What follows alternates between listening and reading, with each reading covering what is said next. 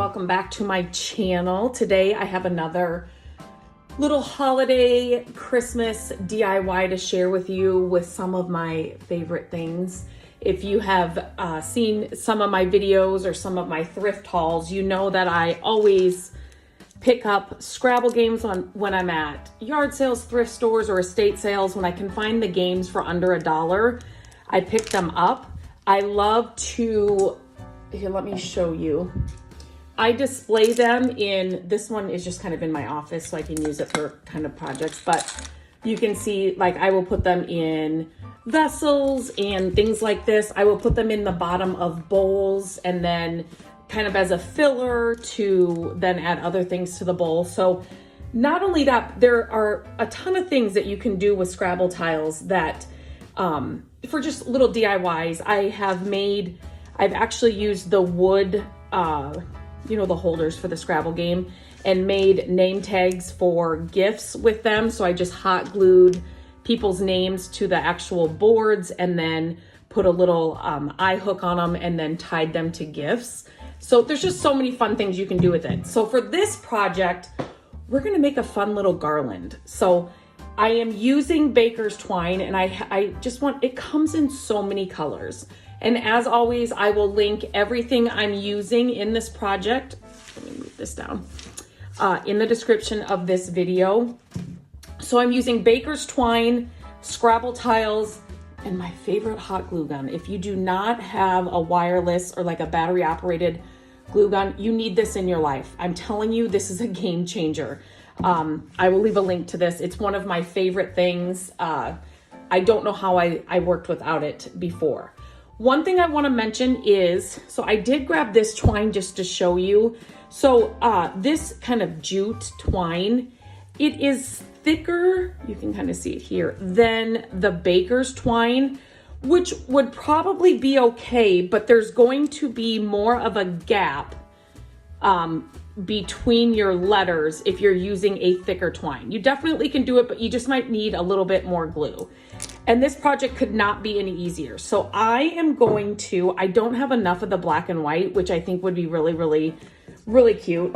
And I don't think I have enough of the dark green. So I am going with the classic red and white for this garland. And I am just going to, I am not going to make it perfect or, you could definitely lay out your twine or your garland or your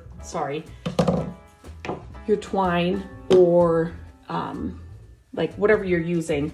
You could lay it out and then you could have, a ruler, right near you. And then you could, make sure that the letters are all evenly spaced. I'm going to be draping this into, I haven't decided if I'm doing it in a garland or on a tree. So I'm just gonna eyeball it. Perfection, there is no such thing. So I'm just gonna eyeball mine and just kind of work my way along this piece of baker's twine. So the easiest way to do this is, here's the other thing. Let me just mention this. If you don't want to see the letters, you don't want them to, be Scrabble tiles, you just like the wood squares, then glue them this way. You could definitely do that. You could spell out a name or Christmas or Merry Christmas, or, if you had like a littler area that you're going to do it on, maybe like a smaller garland or something, you could definitely do that. So you just want to make sure, so this is going to be my garland, that the letters are upright, if that makes sense. Right? Where the little numbers are in each of the letters, that's the bottom. So you just want to make sure that those are where they are. That those are right side up. And so all I'm doing is kind of holding my twine taut, and then I'm just gonna hold that there, let it kind of cool off for a little bit. And then we have our first one done. You could definitely add some pom-poms like in between each one. There's so many things you could add in between each one, but I am just going to do the Scrabble tiles. Again, like I said, I am not measuring this out. You definitely could, you know, if you have little vignettes, or maybe you have like a hot cocoa station that you put up every year, which are so fun. You could make a little, you know, something that says hot cocoa or something, and then just drape it, you know, right around your hot cocoa station. If your, like I said, your garland's going to be hung somewhere kind of smaller, then you definitely be a lot easier to do a word, like spell out a word. But if it's just going to go in a tree, or, you know, maybe a bigger wreath or something, then that might be harder. Whoa, please stay straight. And you kind of want to hold your baker's twine taut as you're gluing it. Whoa. Just so that it kind of stays straight. Super easy project. You could customize it, like I said, anyway. The color of the baker's twine, the words you use, adding something in between, you know, like scrapbook paper. Anybody used to scrapbook? I used to when the kids were little. And now I just have leftover scrapbook paper, but that one went on a little bit crooked, but that's okay. You could cut out like big circles from scrapbook paper and then hot glue 2 of them together and have little circles in between them, or stars, or, you know, with like metallic paper just to add a little bit of bling. But Scrabble tiles, I love them. It's a fun game to play, but I love the wood tiles, especially the older games. Like this one's, it almost doesn't look like a Scrabble tile. Look how thick that is compared to this one. So I love finding the old ones. The tiles are a little bit darker and just kind of have a little bit more character, and they just look good. They look good just sitting around. I usually put, since I have it in the house, and like I said, if I have it like in a bowl, maybe sitting on the coffee table or something, we will do impromptu Scrabble games. So it's hard when the kids are older to sit down as a family and play a game together. But if you have a bowl of Scrabble tiles just sitting on the coffee table, or wherever your family is, maybe it's on the kitchen bar or something, start the game. And by that, I mean, just spell out a word on the table, on the coffee table, on the bar, in the kitchen, what have you. You know, spell out a word and then leave the bowl of letters there. And then your family, as they come in and out, they can build on that word. And we have done that, and it's so fun to kind of just see where it goes. And it's a fun way to kind of play the game without, you know, everybody having to be there at the same time. And it just kind of goes on and on and on.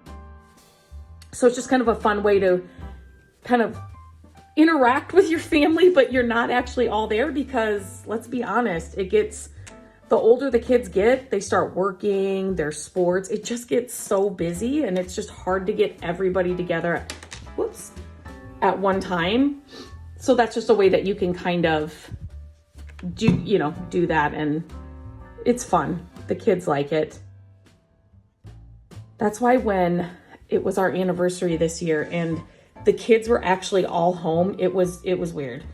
And we were all home, and everybody was in a great mood, and we all were able to sit down and play a game together. I said it was the best anniversary ever, because like I said, it just gets harder and harder to get those kids together. And so I guess the older you get, the simpler it gets, right? It's the simple things that make the biggest, that mean the most. So you don't even have to tie the ends of this, obviously, because you're hot gluing them. You could also, I mean, if you wanted to, you could, drill a hole through these, up at the top and hang them. But then you're doing a lot more tying, and you're doing, you want them to kind of stay. This looks like a number. I wonder what that one was from. It doesn't matter. It's just that looks more like a 0 than an O. I wonder what that was from. So you could definitely do that. You could, if you have these thicker tiles, you could drill a hole in the top here and actually make them, you know, put a tiny eye hook. Those eye hooks come in all sizes. There's real tiny ones. So you could actually, you know, have little hangers on them, and then you could tie little ribbons to the top, like little bows, and then actually hang them from a garland. You definitely do it that way too. It's just more work. This is just a lot easier. Okay. And you could make a couple of these. You could string popcorn in between them. Okay, I'm doing this one backwards, I guess. I get to talking and then my mom used to do that with us. We used to sit down with her and we used to string popcorn that we could hang then on the tree. But you could definitely do that here as well. This project is super simple. It is one, I mean, you could do it while watching your favorite movies. It's kind of easier if you're standing up and kind of just pull the twine along as you're doing it, but I have a little bit further to go.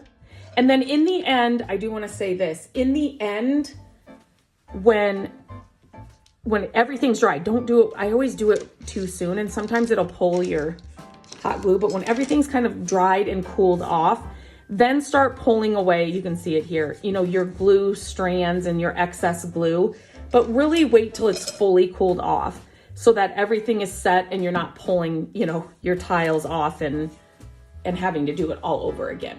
So I'm just gonna finish this rest of this garland, and then I will share what it looks like all hung up.